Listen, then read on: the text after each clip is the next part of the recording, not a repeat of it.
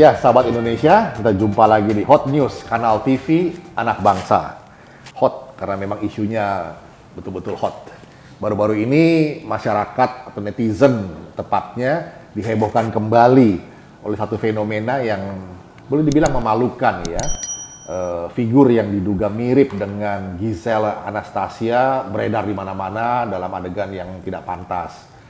Nah, yang ingin kita soroti adalah problematika masyarakat kita sendiri sebetulnya yang gemar sekali untuk membicarakan urusan privat dari seseorang. Jadi ada dua hal penting di sini, bagaimana kita bisa membedakan forum publikum, itu forum publik, dan mana forum privatum, urusan-urusan privat seseorang atau kelompok tertentu. Nah, seringkali kita campur baur ini semua. Dan akhirnya menjadi kehebohan yang tidak perlu, bahkan mohon maaf norak begitu ya, dan akhirnya mengorbankan banyak pihak. Nah, kita ingin menelisik lebih jauh fenomena ini. Bersama saya sudah ada Rudy S. Kamri, Direktur dari Lembaga Kajian Anak Bangsa. Mas Rudy, lagi-lagi nih masyarakat dihebohkan dengan video porno lah begitu katakannya ya, yang melibatkan diduga orang yang mirip dengan salah seorang artis. Nah, ini fenomena apa yang kayak begini ya Mas Rudy ya? Nah, sebetulnya ini harus kita luruskan ya, bahwa kita tidak membahas tentang video itu. Ya. Kita membahas tentang fenomena yang terjadi, mengapa masyarakat suka sekali memperbincangkan hal-hal seperti ini. Gitu ya. Iya, iya. Kalau kita bicara tentang video yang katanya mirip Giselle Anastasia, terus kemudian ada pernah terjadi Luna Maya dengan Ariel, kemudian ada lagi Cut Tari Ariel, kemudian ada yang Firsa Hussein dengan Rizik Syihab. Sebetulnya saya melihat fenomena masyarakat netizen, terutama anak muda yang begitu gemar memperbincangkan ini, saya juga heran. Ini mereka ini lagi sakit apa ya? Karena apa? Saya melihat kok seolah-olah mereka ini menjadi manusia yang nir empati gitu. Nir empati ya. Tidak mempunyai empati gitu. Betul, ya. Betul. Ini yang pertama ini menyangkut masalah yang paling aktual nih. Video yang tersebar yang dikatakan mirip Giselle gitu ya. Dulu Giselle juga pernah kena juga kasus seperti ini. Nah, ternyata bukan dia. Ini terjadi lagi gitu ya. Saya tidak terlalu penting ini Giselle atau bukan gitu ya, nggak terlalu. Tapi pertanyaannya sekarang begini.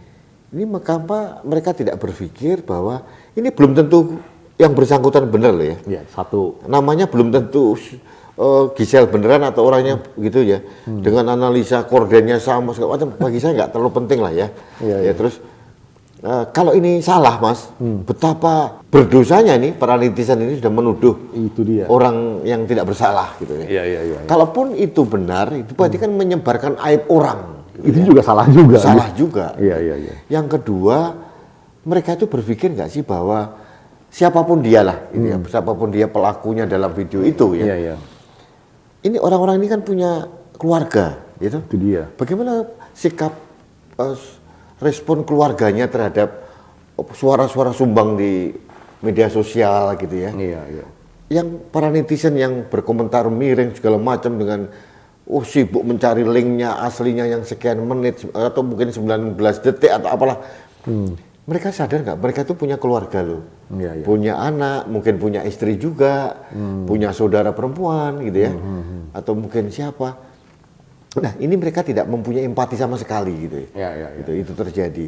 Terus yang keempat Mas Andri, saya melihat mereka lupa ini, orang-orang ini yang menyebarkan link-link video yang diduga mirip artis itu ya, itu mereka kena pasal undang-undang ITE loh. Itu ada konsekuensi hukum juga itu. Padahal ini saya melihat masyarakat kok menjadi sesuatu yang jadi aneh ya masyarakat Indonesia ini. Memperbincangkan sesuatu yang tidak produktif gitu ya. Itu dia. Yang ada kecenderungan fitnah gitu Mas. Kalau itu bukan yang bersangkutan yang dituduhkan gitu. Yang kedua, kalaupun benar gitu ya, itu juga berarti gibah gitu ya, menyebarkan aib orang gitu ya, mempermalukan orang gitu ya. Apa sih yang terjadi di masyarakat kita ini? Kita katanya manusia beragama semua nih Mas, ya. Kita mempunyai agama yang bermacam-macam, Islam, Kristen, Hindu, Buddha, Konghucu atau apapun gitu ya. Di dalam agama apapun, saya yakin Mas, tidak ada satu pasal apapun yang diperkenankan kita untuk menyebarkan aib orang, apalagi memfitnah, gitu kan. Nah, ini yang agak menjadi apa ya kerisauan saya Mas. Nah itu dia Mas Rudi ya, kegemaran orang untuk mau tahu dapur orang gitu, urusan orang lain, apalagi urusan yang sangat-sangat privat, sangat-sangat personal begitu ya. Kalaupun ada kebocoran atau teman yang tahu, kenapa nggak stop dulu gitu ya. Nah ini ada apa ya, patologi sosial ya, semacam sakitnya masyarakat. Iya, ini ada, kalau saya bilang ada social damage ini Mas, kerusakan di sosial nih. Iya. Saya nggak tahu nih kenapa nih, para netizen ini. Mereka sudah menjadi seorang jurnalis gitu kan ya. Dan mereka sekaligus hakim. Oh, mereka bukan hanya hakim Mas, polisi, jaksa merangkap hakim gitu kan. Detektif juga gitu. Detektif juga menelisik ini, kordennya sama, bajunya. Saya kadang aku heran, ini kenapa ini ya, gitu loh. Saya hanya tadi loh Mas, yang paling pokok menjadi pemikiran saya itu adalah, ini kalau menyangkut masalah keluarganya bagaimana? Iya. Nggak ada pertimbangan itu lagi sudah. Nggak ada lagi rasa Itu empati itu. gitu. Near empati tadi ya. Iya. Jadi empati enggak, simpati aja enggak gitu loh ya. Kalau ini terjadi benar-benar yang dituduhkan, ini kan sorry nih, Gisel juga kan punya keluarga, punya anak gitu ya. Kasihan banget gitu loh. Apalagi kalau tidak benar. Nah Mas Rudi, ada yang mengatakan begini, ahli yang saya pernah dengar ya, kebaca itu, ada kecemburuan sosial sebetulnya, social jealousy atau dari sebagian masyarakat yang melihat figur-figur yang terkenal ini, yang mau ditilik itu adalah bukannya prestasinya, tapi apa ya jeleknya dia gitu. Sehingga kalaupun dapat sesuatu langsung dibesar-besarkan, berusaha menggeret orang itu untuk jatuh ke bawah begitu. Iya. Karena cemburu aja sebetulnya. Karena seperti kasus dulu, ya kata tadi Mas Rudi sampaikan ada kasus Ariel segala macam gitu ya. Hanya lantaran cemburu aja sebetulnya, kemudian juga berusaha mempersekusi lewat ya apa yang dia punya lah sebetulnya. Kita ini ada double standar, gitu ya. Nah, setiap orang di Indonesia sekarang ini double standar. Ini kalau menyangkut sama orang lain, dia berlomba-lomba ini, yang menginformasikan, menghakimi, gitu kan, kemudian memviralkan, mempermalukan, gitu ya.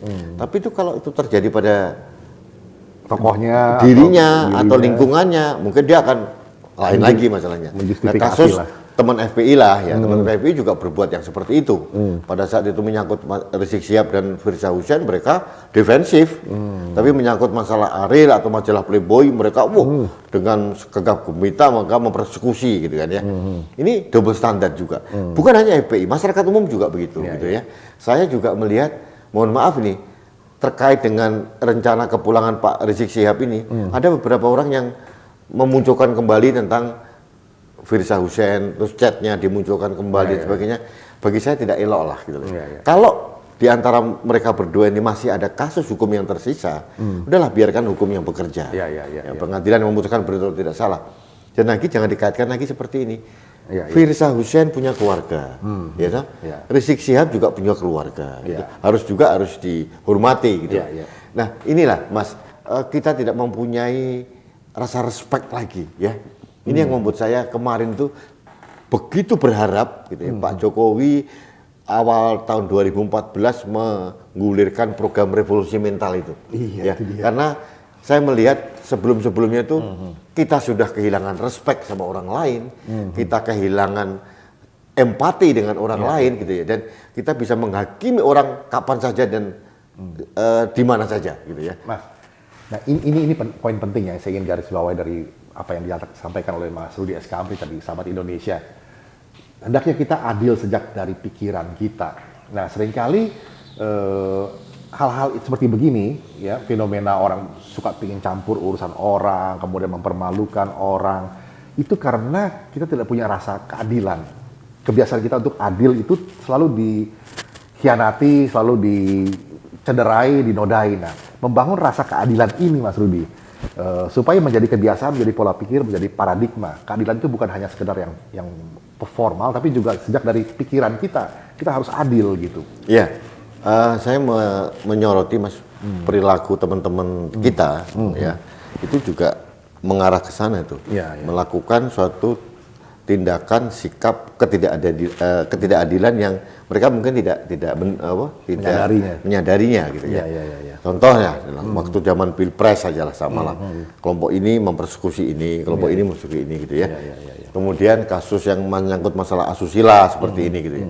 Begitu dulu menghakimi. Dulu pernah ingat kan kasus anggota DPR dengan artis yang bernama Maria Eva. Pasti dangdut itu ya.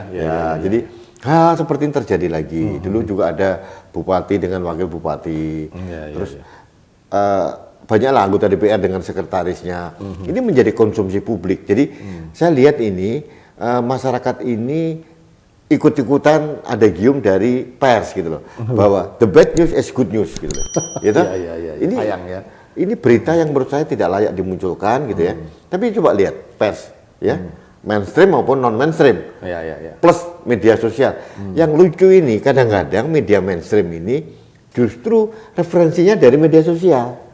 Iya, karena trending topik mereka ngikutin toh. Mereka kan mau berselancar ya popularitas satu event atau berita. Jadi menurut saya juga mulai cukup hati-hati. Jadi media sebagai penjaga moral gitu ya, bangsa itu juga harus dilakukan, tugas itu harus ada gitu ya.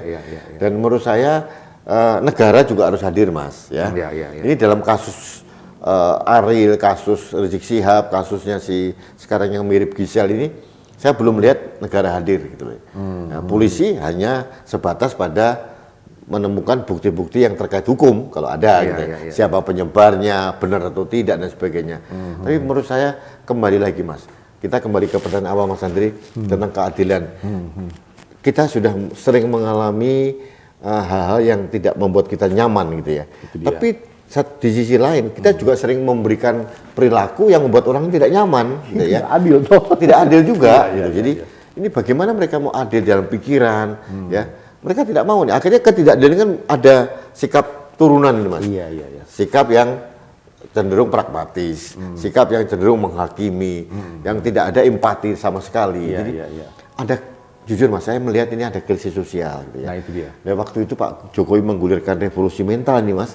Waktu awal saya berharap benar nih, karena ini dekadensi moral ini kan waktu itu kan sangat merosot ya. Karena waktu zaman pasca reformasi itu kan pendidikan karakter ditiadakan, Pancasila nggak pernah disentuh ya. Pada saat era Pak Jokowi masuk, Pancasila diangkat kembali, ada BPIP dan sebagainya, kemudian ada revolusi mental. Hanya sayangnya dua program ini, Badan Pembinaan Ideologi Negara juga tidak berbuat apa-apa gitu ya.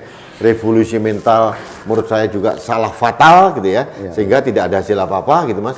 Revolusinya mental akhirnya, jadi tidak membuat kita jadi lebih baik gitu ya. Nah Mas Rudi, ini akhirnya kita kan harus kembali ke pendidikan budi pekerti ya, membangun rasa keadilan itu ya, rasa membuat sesuatu menjadi adil gitu, itu berangkat dari hal-hal yang sepele katanya. Nah ini saya mau minta pendapat Mas Rudi. Satu yang sederhana dicontohkan oleh ahli katanya, budaya antri aja, itu adalah keadilan sebetulnya. Ya artinya dia harus menghormati orang lain gitu ya. Kemudian dia juga harus menghormati aturan gitu kan ya. Nah, Mas, ikuti ini proses budaya antri salah satu contohnya itu implementasi dari ketidakadilan tadi ya. Itu sebetulnya Mas kembali ke budaya yang ujungnya itu adalah tidak hadirnya yang namanya empati sosial. Nah, empati sosial ini contoh yang paling sederhana Mas. Kalau di Jawa itu ada bilang kalau dicubit sakit jangan nyubit gitu ya. Jadi bagaimana kita memposisikan diri kita pada posisi orang lain gitu. Itu tidak sering hadir. Nah, sebetulnya saya waktu itu berharap Presiden Jokowi yang periode kedua ini menggulirkan kembali revolusi mental yang telah direvisi Mas, supaya outcome-nya itu adalah hadirnya kembali yang namanya empati sosial. Jadi kalau ada empati sosial Mas Andre, demo-demo mencaci maki orang itu tidak akan terjadi. Terus kemudian demo ada video yang diduga siapa terus diviralkan, dijudgement, dicaci maki, tidak akan terjadi.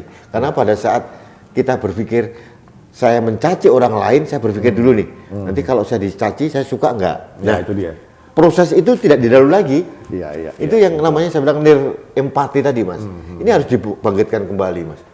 Nah ini sahabat Indonesia, saat ini dunia maya sedang dihebohkan dengan video yang katanya mirip dengan Giselle. Kalau kita refleksi ke belakang tadi seperti disampaikan Mas Rudi Askamri ya, sudah banyak kasus yang sudah kita lampaui. Tapi kapan bangsa kita ini mau belajar dan tidak mengulangi lagi selalu hal-hal yang sama begitu? Mas, saya mungkin titip saja ya, titip suatu pesan atau mungkin saran masukan. Kalau negara mungkin terlalu sibuk ya mengurusi hal yang lain, sekarang sudah masuk krisis ekonomi gitu akibat dari pandemi COVID-19 ini. Sebenarnya saya ingin menitipkan pada tokoh-tokoh agama, pendakwah agama, agama apapun lah ya. Kemudian yang kedua kepada tokoh-tokoh masyarakat sosial yang sering berinteraksi dengan masyarakat. Itu mulai menumbuhkan kembali yang namanya empati sosial di antara kita, menghormati orang, ada respect ya, menghormati orang. Budaya antri salah satu contohnya lah. Kemudian juga budaya mencaci maki di media sosial gitu ya. Itu kan salah satu turunan yang kecil-kecil yang teknis banget. Ya, kepada pendakwah agama ini, entah Islam, Kristen, Buddha, Hindu, Katolik atau siapapun, cobalah mengungkapkan kembali, menggaungkan kembali tentang bagaimana kita harus menghormati manusia satu sama lain. Sesama umat manusia, balik ke sana lagi. Sesama agama. Betul. Dan antar umat beragama juga, saudara seagama, saudara sebangsa, kan itu. Nah, ini kalau mulai itu, jadi jangan lagi panggung ceramah agama itu diisi dengan caci maki masalah hal-hal yang tidak terlalu penting, ngomongin tentang Prancis lah, ngomongin tentang Timur Tengah lah, ISIS lah, terorisme, mencaci maki presiden, mencaci pemimpin yang lain. Udahlah, kita kembalikan pada pelajaran moral yang paling mendasar. Bagaimana manusia itu bisa menghormati sesama manusia. Karena begini Mas, menurut saya, mohon maaf ini saya bukan ahli agama gitu ya. Agama ini menurut saya kan selalu ada dua dimensi Mas, dimensi vertikal dan dimensi horizontal. Dimensi vertikal udah kita itu sangat personal ya, kita dengan yang di atas gitu ya. Tapi yang tidak kalah penting kan dimensi horizontal ini Mas, bagaimana kita menjalin hubungan sesama manusia, sesama umat beragama, sesama umat seiman sekalipun gitu ya, yang lain iman sekalipun gitu, saudara sebangsa dan senegara ya, berbeda suku dan sebagainya, itu kan harus dijalin. Ini nggak kalah pentingnya loh. Karena apa? Harusnya mereka menyadari agama apapun orang itu, suku apapun, tetap saja orang-orang ini adalah ciptaan Tuhan gitu. Nah, kalau kita menyadari itu yang paling mendasar itu Mas, tidak terjadi ini video yang diduga mirip Giselle ini muncul gitu ya. Menghormati privasinya dia, menghormati kehormatan dirinya gitu ya. Karena menghormati orang lain itu artinya menghormati diri sendiri juga. Nah, sahabat Indonesia, ada tips sederhana ala Socrates yang mengatakan bahwa sebelum kita mengatakan sesuatu atau memperbincangkan sesuatu, pertimbangkanlah 4 hal. 1, apakah itu hal yang betul, yang benar? Yang kedua, apakah itu soal yang baik? Apakah itu baik? Yang ketiga, apakah itu bermanfaat? Yang keempat, apakah itu sesuatu yang indah, yang baik, yang bisa, yang menyenangkan orang? Gitu ya. Jadi kalau saya menyimpulkan dari petuah Mbah Socrates tadi ya, simpel saja, saring sebelum sharing, itu saja. Jadi kriteria saringnya tadi sudah disampaikan, kiranya sahabat Indonesia semua bisa mulai kembali mengisi ruang publik ya dengan hal-hal narasi-narasi yang edukatif begitu. Mas Andri, mungkin satu hal yang saya ingin memanfaatkan kesempatan ini juga kepada para tokoh-tokoh, para artis juga gitu ya. Public figure siapapun gitu loh. Kalau melakukan hubungan pribadi ya, entah apapun bentuknya lah ya. Termasuk tokoh agama juga. Tokoh agama juga. Itu hati-hati gitu ya. Tidak perlu didokumentasikan karena saat ini begitu mudah HP kita apa mungkin barang-barang pribadi kita bisa di hack gitu Mas. Jadi hati-hati gitu. Jadi buat sarannya, apa sih? Sarannya nggak perlu didokumentasikan. Dokumentasi lah, kayak gitu-gitu. Karena akan mempermalukan diri sendiri, keluarga dan sebagainya. Saya tidak menuduh siapa yang terjadi. Mohon maaf ini kasus kita buka yang lama nih, kasus Ariel itu kan karena kesembronoan gitu kan ya. Akhirnya membuat dia juga akan jadi dapat masalah hukum gitu kan. Sama yang lain lah, yang video terakhir ini yang diduga mirip artis itu juga harus hati-hati juga. Siapapun dia, memang kalau saya melihat memang ada kesengajaan dia merekam si orang itu gitu loh ya. Entah siapapun dia ini, akhirnya kan berbahaya. Jadi hati-hati juga ruang privat ini jangan dibawa ke ruang publik, itu yang penting. Ya. Kita harus bisa memilih dan memilah mana yang perlu di-share, mana yang tidak. Iya. Ya, urusan-urusan di ruang privat itu harus kita hargai sebagai urusan orang lain. Gak perlu kita kepo lah istilah zaman sekarang begitu, pengen tahu dan kemudian mencampuri, akhirnya menghakimi dan bahkan melakukan social punishment atau hukuman-hukuman sosial yang sudah terjadi. Bagaimana perasaan keluarga orang itu sendiri di mata keluarganya setelah publik melakukan judgement atau penilaian atau penghakiman seperti itu. Nah, itu menjadi patut pertimbangan sahabat Indonesia. Dan kepada korban saat ini mungkin saudari Giselle yang sedang mengalami kesusahan, Mas Budi ada pesan ya supaya tetap semangat begitu. Ya, Mbak Giselle hati-hati. Ini orang ini cantik jelita nih Mas. Ini ada anaknya cantik juga, namanya Gempi apa itu? Gempita. Gempita ya panggilannya Gempi. Ini kan Gempita ini kan cucu dari artis senior. Saya juga kenal Mas Roy Martin gitu. Jadi hati-hatilah Mbak untuk berperilaku gitu, hati-hati juga gitu ya. Kadang-kadang artis ini Mas, kalau Mbak si Giselle saya kira enggak lah gitu ya. Ada juga beberapa artis yang memang sengaja membuat sensasi settingan. Ada ini. Ini juga saya juga menyesalkan gitu ya. Ada juga ya untuk membuat dirinya populer. Tapi kalau Giselle saya kira tidak ke arah sana ya. Tapi hati-hati. Hadapi semua dengan apa namanya? Dengan legowo gitu. Kalau menurut saya klarifikasi Giselle tadi yang saya baca di media mainstream Mas, itu juga belum terang benderang. Ya. Kalau saya jadi Giselle, kalau itu bukan saya. Soalnya gini Mas, bukan soal terang benderang, itu urusan privat orang, kita nggak perlu campur. Dan publik juga nggak perlu menghakimi, kemudian ikut menyebarluaskan seperti itu. Karena juga ada hukumnya lagi ya. Nah inilah sahabat Indonesia, bagaimana kita bisa mulai mendidik diri kita sendiri, membedakan mana urusan orang, urusan privat, mana urusan publik. Nah urusan publik ini yang harus menjadi perhatian kita, karena banyak sekali urusan publik yang perlu kita angkat, perlu kita perbincangkan menjadi urusan bersama. Tetapi itu menjadi satu proses yang progresif gitu, jangan yang mengalami dekadensi moral. Ya, mungkin begini Mas, ini untuk tokoh-tokoh publik ya, entah itu pejabat negara atau mungkin artis atau mungkin seniman, budaya dan sebagainya, tokoh publik lah, itu harus hati-hati juga. Pada saat dia banyak mendapatkan kemewahan, keuntungan dari ruang publik karena penampilan dirinya atau mungkin karena dia pejabat atau siapa, harus ada konsekuensi juga. Itu dia. Harus hati-hati, gitu. Hati-hati bersikap gitu ya.